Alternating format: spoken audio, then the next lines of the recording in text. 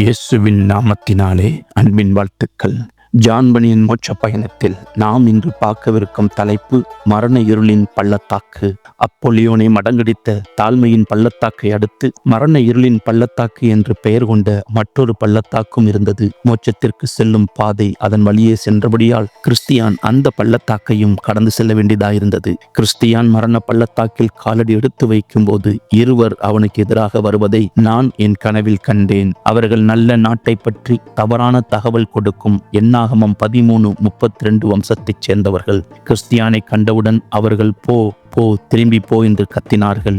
ஏன் என்று கிறிஸ்தியான் கேட்டவுடனே அவர்கள் அந்த பள்ளத்தாக்கு ஒரே இருளாக இருக்கிறது, பிசாசுகளையும் வலுசற்பங்களையும் அங்கு கண்டோம், வேதனை கூக்குரலிடும் சத்தங்களையும் கண்டோம் என்று சொல்லிவிட்டு பரலோக பாதையை விட்டு திரும்பிச் சென்றார்கள். கிறிஸ்தியான் பின்வாங்கவில்லை. உருவிய பட்டயத்தை கையில் பிடித்தவனாய் பள்ளத்தாக்கின் பாதையில் சென்றான். பாதையில் வலது பக்கத்தில் கிடுகிடு பாதாளமும் இடது பக்கத்தில் சகதி குழியும் இருந்தன. தாவீது ராஜா ஒருமுறை இந்த குழியில் விழுந்து விட்டார். சங்கீதம் 69:14.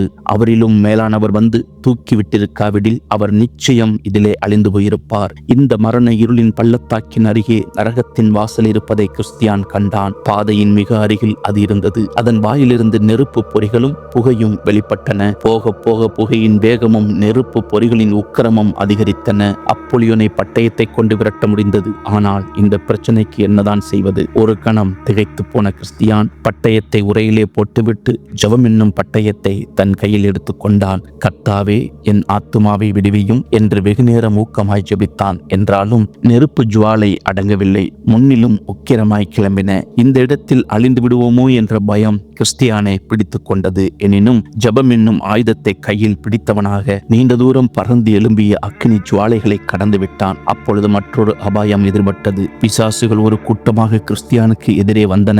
ஒரு கணம் திரும்பிவிடலாமா என்று கூட யோசனை வந்தது. எத்தனையோ அபாயங்களை தாண்டி வந்தோமே, மறுபடியும் அவற்றை எதிர்கொள்வதை விட முன்னே இருக்கும் சோதனைகளை சந்தித்து விடலாம் என்று முடிவுக்கு வந்தான். பிசாசுகளுக்கு எதிராக துணிவுடன் நடந்து சென்றான். அவை நெருங்கி வந்தவுடனே அவன் ஆண்டவருடைய வல்லமையினால் கடந்து போவேன் என்று சிங்கம் கர்ஜிப்பதைப் போல் சத்தமிட்டான். அவ்வளவுதான், பிசாசுகள் விலகி மறைந்து போய்விட்டன. கிறிஸ்தியான் அவைகளை கடந்து முன்னேறி சென்றான். நரகத்தின் வாயிலை கடந்து வந்தபோது அவன் தன் நினைவே இல்லாதவன் போல் காணப்பட்டான். ஏனெனில் அவன் அக்கினி ஜுவாலைகளை கடந்து சென்றபோது தீயவன் ஒருவன் சத்தமின்றி அவனருகே வந்து அவன் காதுகளில் தேவ தூஷணங்களை கூறுவதை நான் என் கனவில் கண்டேன். கிறிஸ்தியானோ அவை தன் உள்ளத்திலிருந்து வந்தன என நினைத்து மிகுந்த மனக்கவலை அடைந்தான். தான் எவ்வளவாய் நேசித்த தன் எஜமானை பற்றி இவ்வாறு அவதூறான எண்ணங்கள் உருவாகின்றனவே என எண்ணி என்ன சொல்வதென்று தெரியாமல் துக்கமடைந்தான். இந்த மனக்கவலையோடு கிறிஸ்தியான் நடந்து சென்றபோது, நான் மரண இருளின் பள்ளத்தாக்கிலே நடந்தாலும் பொல்லாப்புக்கு பயப்படேன்,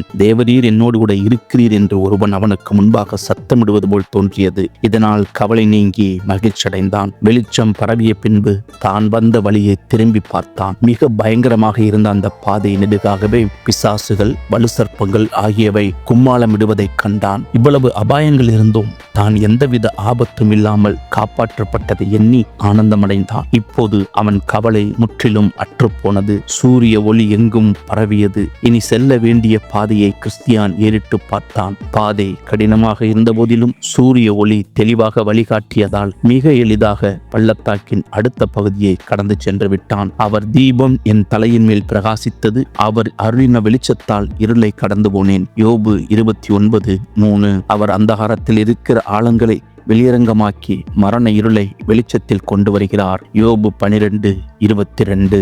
இன்னும் மோட்ச பயணத்தில் நாங்கள் இணைந்திருப்பது போல நீங்களும் எங்களோடு கூட இணைந்திருங்கள். தேவ நாமம் மகிமைப்படுவதாக. கர்த்தர் தாமே உங்களை ஆசீர்வதிப்பாராக. ஆமேன்.